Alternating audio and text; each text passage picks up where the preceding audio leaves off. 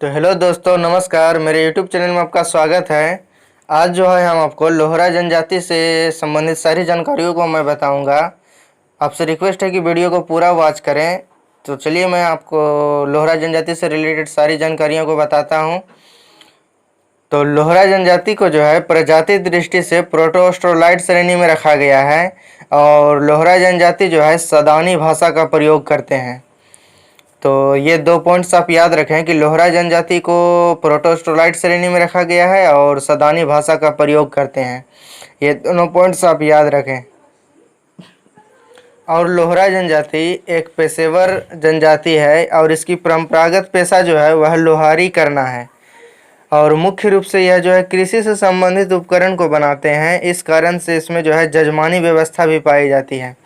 अर्थात लोहरा जनजाति जो है एक लोहारी है, यानी इसका अदर नाम लोहारी है या लोहार भी के नाम से भी जाना जाता है। तो ये पॉइंट को भी याद रखें कि लोहरा जनजाति जो है एक पेशेवर जनजाति है और इसका परंपरागत पेशा जो है, परंपरागत पेशा अर्थात यह यानी पितृवंशी से चलता आ रहा है। तो यह लोहारी करना है। जैसा कि आप देख सकते हैं कि लोहार जनजाति किस तरह से लोहारी करते हैं।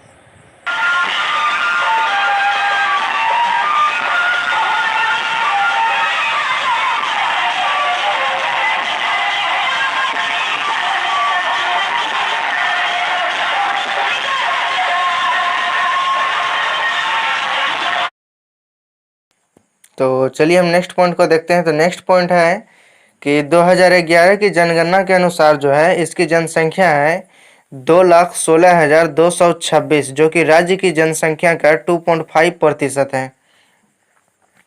और सर्वाधिक जनसंख्या जो है यानी लोहारी जनजाति सर्वाधिक रूप से दक्षिणी छोटा नागपुर प्रमंडल में पाए जाते हैं।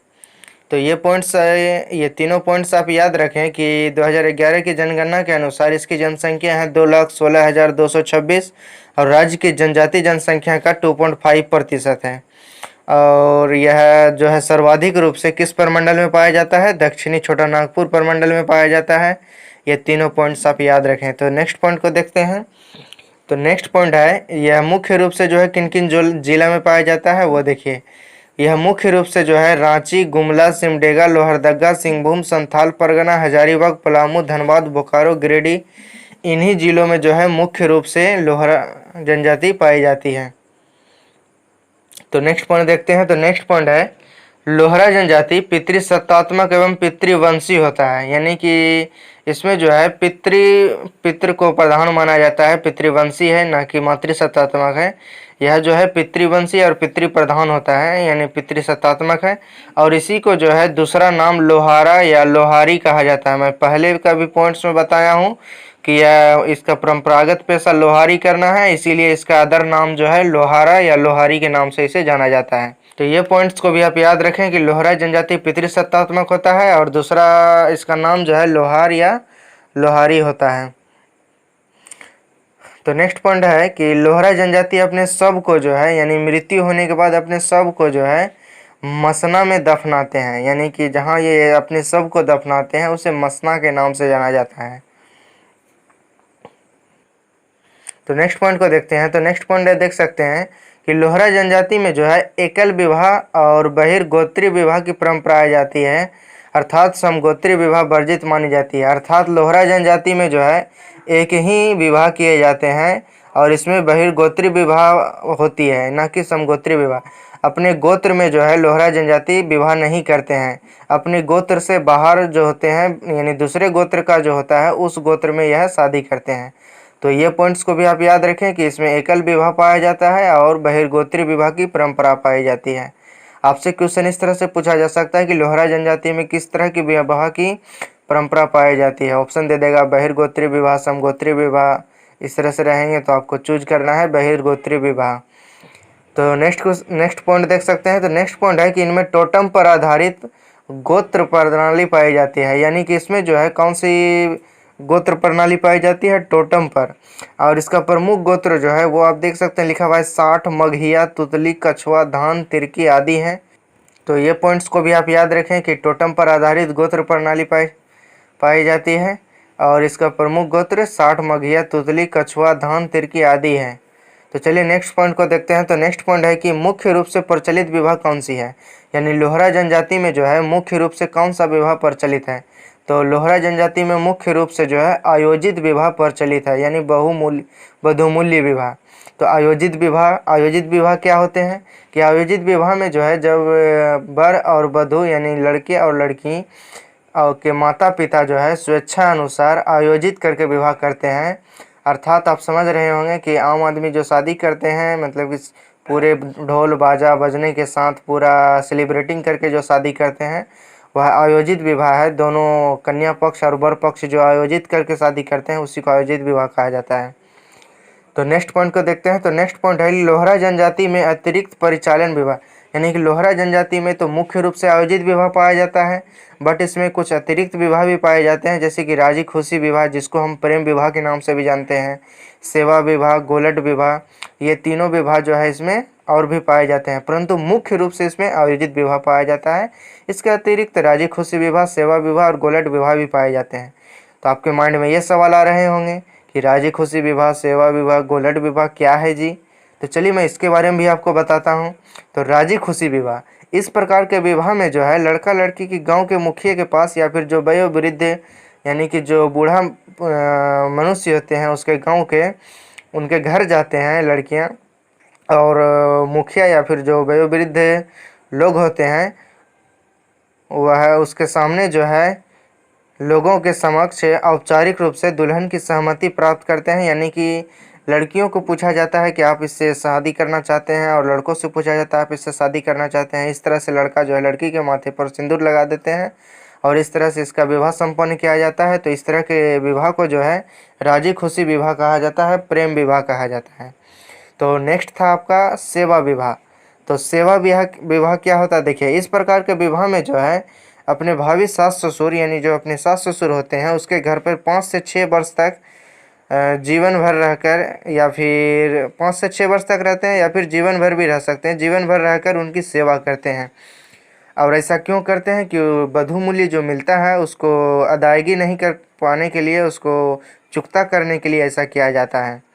तो आई होप आपको ये सब समझ में आ रहा होगा। विवाह आम भाषा में इसको सेवा विवाह को कहा जाए, तो अपने सास ससुर के यहाँ रहकर जो उसको सेवा करते हैं यानी कि अपने ससुराल में रहकर, तो उसी को सेवा विवाह कहा जाता है। तो नेक्स्ट था पॉइंट आपका कौन सा, गोलट विवाह था, यानी इसको गोलाटी बापला भी कहा जाता है। तो गोलट विवाह क्या होता है कि इसमें जो देखो गोलट विवाह को जो है विनिमय विवाह कहा जाता है। विनिमय क्या, आदान प्रदान। तो आई होप आपको समझ में आ गया होगा आदान प्रदान। तो मैं देखिए इसके बारे में बता रहा हूँ। इस प्रकार के विवाह में जो है एक लड़के की शादी दूसरे परिवार के लड़के से, अर्थात मान लीजिए एक ये बर के घर है यानी लड़के का घर है, तो लड़के का घर हो गया, और दूसरे साइड जो लड़की की घर है तो ये लड़के उस लड़की से शादी करेंगे, और इस घर लड़के के घर की लड़कियां उस लड़की के घर के लड़के से शादी करेंगे। अर्थात आदान प्रदान जो करते हैं उसी को गोलट विवाह कहा जाता है, यानी विनिमय विवाह। तो आई होप आपको ये सब पॉइंट समझ में आ चुका होगा और अच्छे से समझ में आ गया होगा।